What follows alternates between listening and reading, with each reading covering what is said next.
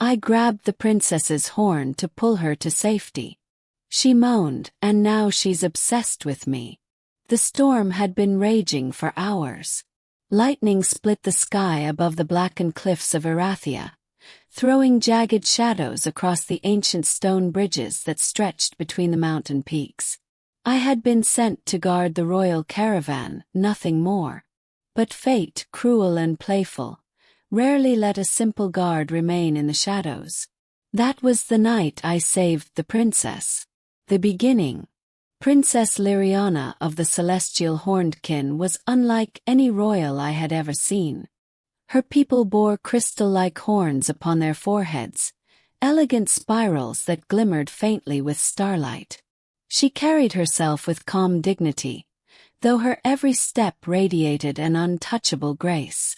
We were traveling back from the summit council when the storm struck harder than expected. The bridge, ancient and crumbling, began to sway under the weight of wind and rain. One moment, the princess was steady in her steps, her sapphire gown clinging to her in the downpour.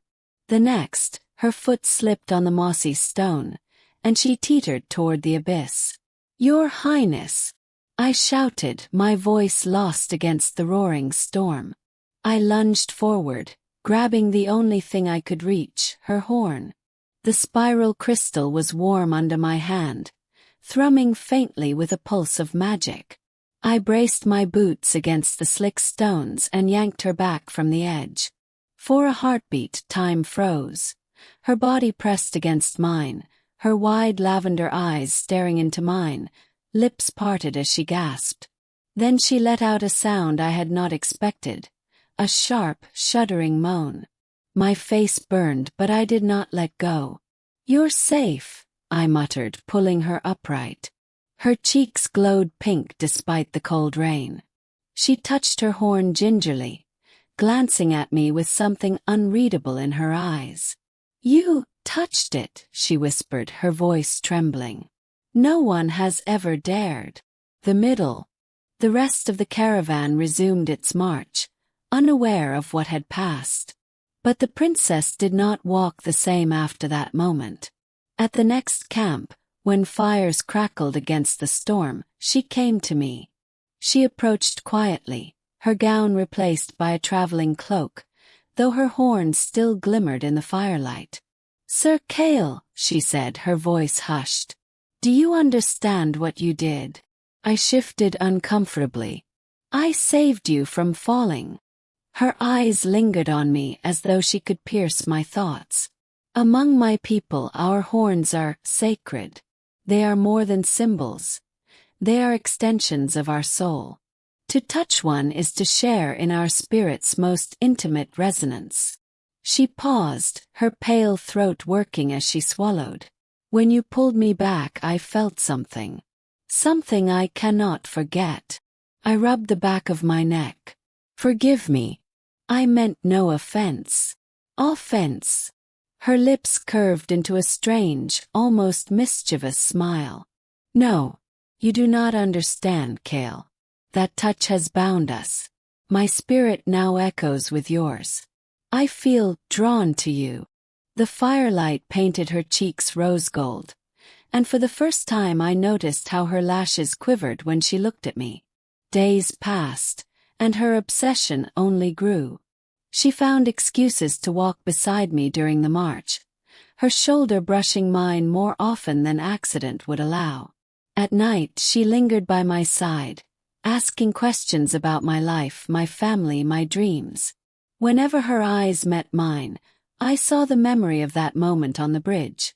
Her need, her shiver, her moan. The others whispered about the change. Guards nudged each other when she sat beside me. Even the steward raised his brows at her laughter whenever I spoke. I tried to keep my distance, to remind myself she was royalty and I was only a sword at her side. But her presence was a tide, pulling me closer no matter how I resisted. And then danger struck again. Bandits, emboldened by the storm and chaos, ambushed us in the shadow of the ravine. Arrows rained down, and steel clashed in the narrow pass. I fought at the princess's side, parrying blades, forcing enemies back. Yet one slipped past me, dagger raised toward her chest. She gasped, stumbling. Without thinking, I reached for her again, grabbing her horn, pulling her against me to spin her out of harm's reach. My sword flashed, cutting the bandit down. Again that sound tore from her throat, a sharp moan that left her trembling in my arms. Her body melted against me, her eyes glazed, her breath ragged.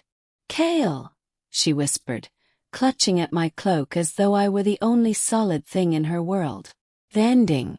When the bandits fled and silence returned, she did not release me. Even when healers rushed forward, she clung to my chest, refusing to let go. Only when I gently pried her hands away did she finally meet my gaze. "My people will never understand," she said softly. "But I cannot deny it any longer. You saved me not once but twice. You touched the most sacred part of me and awakened something I cannot silence. You are bound to me now, Kale. I do not want freedom from it."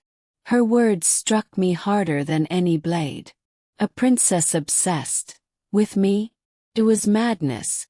And yet, as she looked up, eyes shimmering with fierce longing, I realized a strange truth. I did not want freedom from it either. The caravan moved onward, but everything had changed. Whispers grew louder, and questions hung in the air. I knew there would be consequences.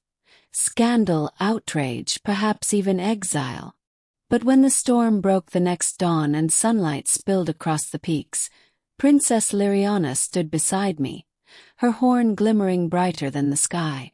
She reached out, her hand brushing mine, and I felt that same resonance, the pulse of her spirit echoing against mine. She smiled, soft but unyielding. "You cannot escape me now, Kale. I am yours, whether you wish it or not." And for the first time I did not pull away.